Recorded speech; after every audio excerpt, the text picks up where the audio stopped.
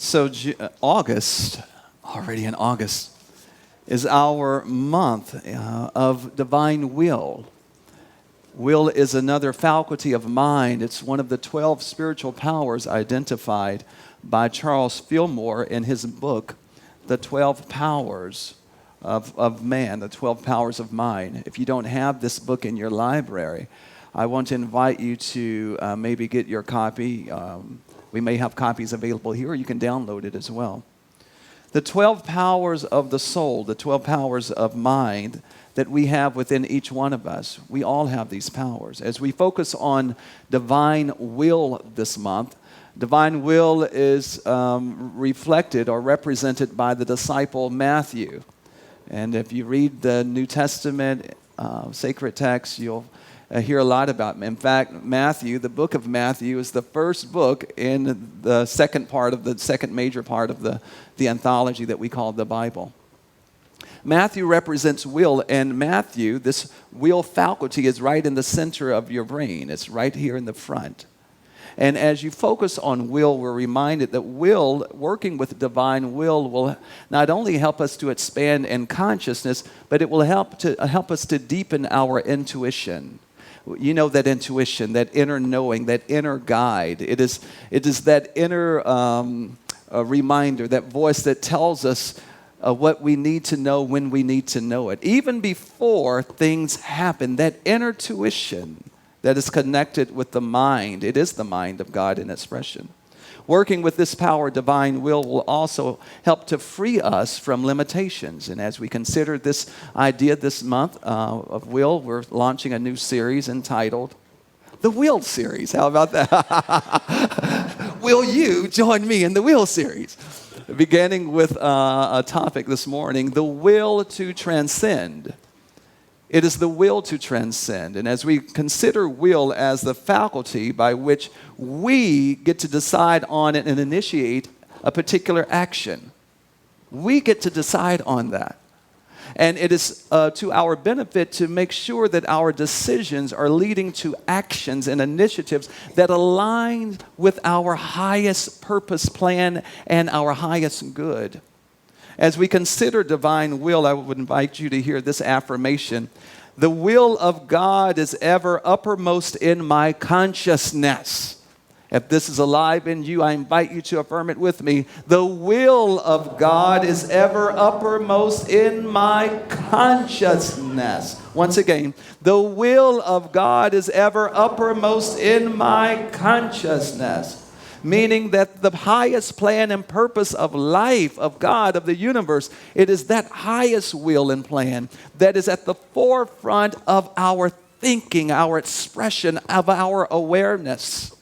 If you consider the conversation between the master teacher in the Garden of Gethsemane, right at the moment, right before he was faced with probably the most transformative experience of his life, they're standing face to face with this particular, actually it is the ultimate challenge. He began to pray the prayer. And it was a prayer of will, which is this wonderful power and ability that to go beyond our self-imposed limitations. And I did say self-imposed, because the limitations that we experience are the limitations that we impose upon ourselves. And there in that Garden of Gethsemane, he prayed the prayer. He says, Abba, Abba, if it be thy will, let this cup, this experience pass from me.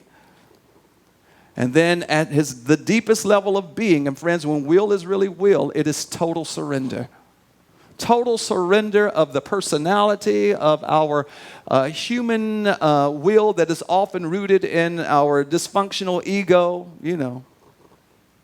But then he reached that point of total surrender and says, nevertheless, not my will, but thy will be done.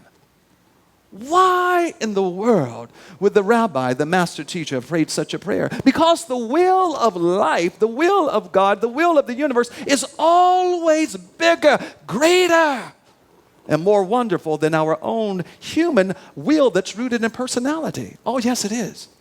If you've ever read Catherine Ponder's book, The Dynamic Laws of Prosperity, The Dynamic Laws of Prayer, and if you ever studied Jack Boland's material, The Mastermind Journal, if you read any of the other great writers, Eric Butterworth, Joel Eggleston, they talk about when you get your idea in mind and before you move toward a particular action or initiative, if you can pray this prayer, this or something better.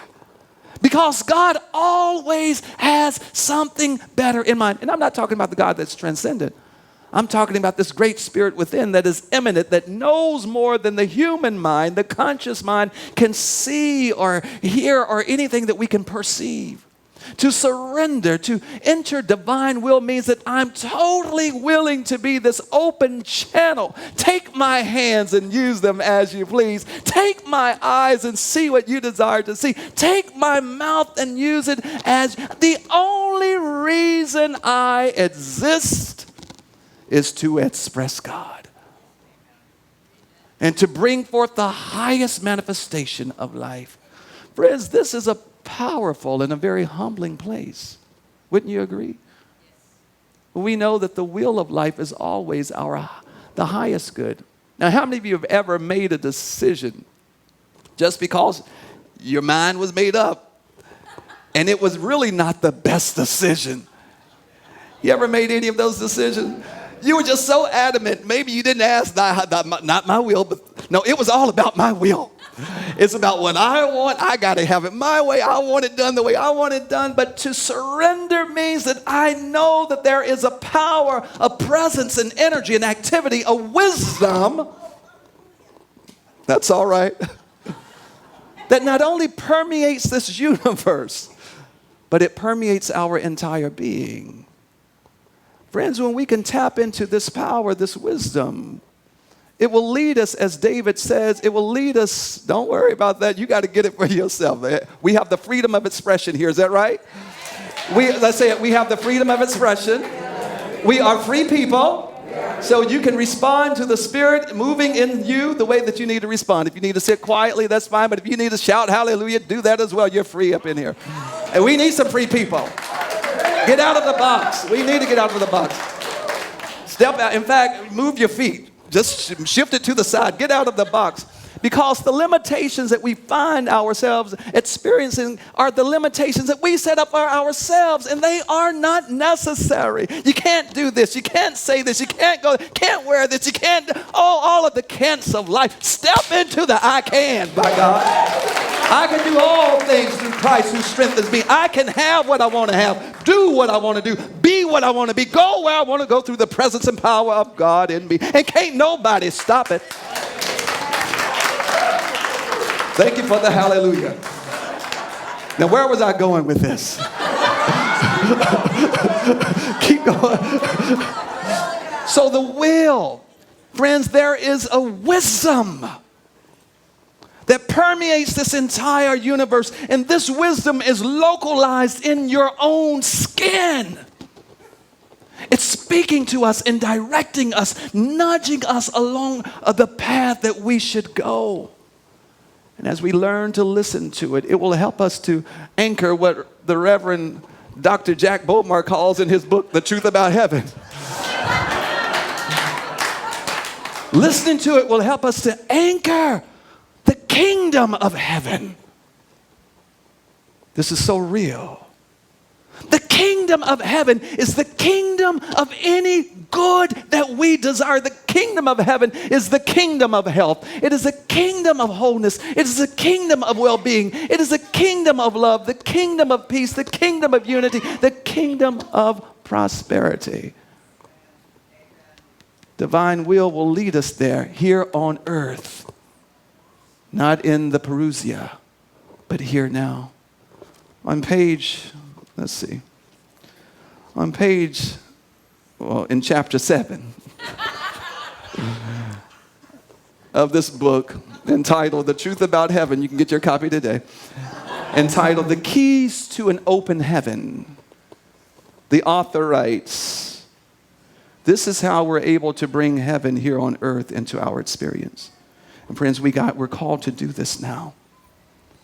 We have to raise the vibrations of earth to that of the consciousness of heaven, to the point where there is no separation. It's all heaven, here and now. It says heaven is touched when we do these three things. You can touch heaven. You can localize, you can bring heaven, the realm of heaven, into your earthly experience when we do these three things. The first thing is practice consistent obedience. Consistent obedience. Listening to that still small voice and honoring it every time. It doesn't mean that we don't make error. We do. We all make mistakes. But there is an inner guide. There is a navigation system.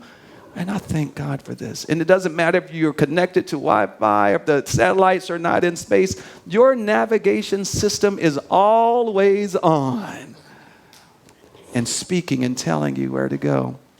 It says the second key that will open this heaven, anchor this kingdom of heaven here on earth, is through what the Kabbalah calls transformative giving.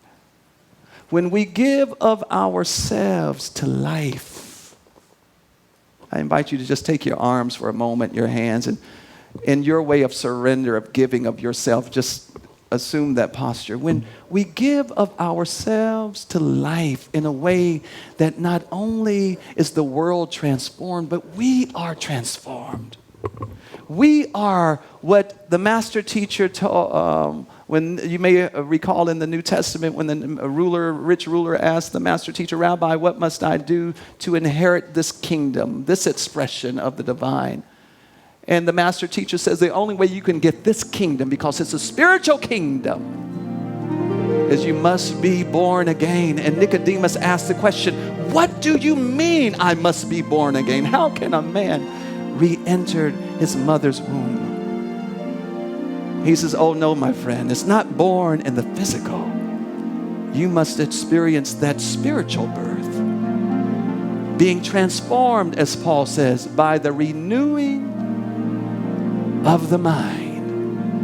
And friends, when we are renewed in mind, we're able to bring the realm of heaven here in earth, on earth, and we're able to manifest the healing, prospering, powerful presence of God in the way that the soul desires it. And the third step, the third key to open heaven, get your copy and you'll read it for yourself. God bless you.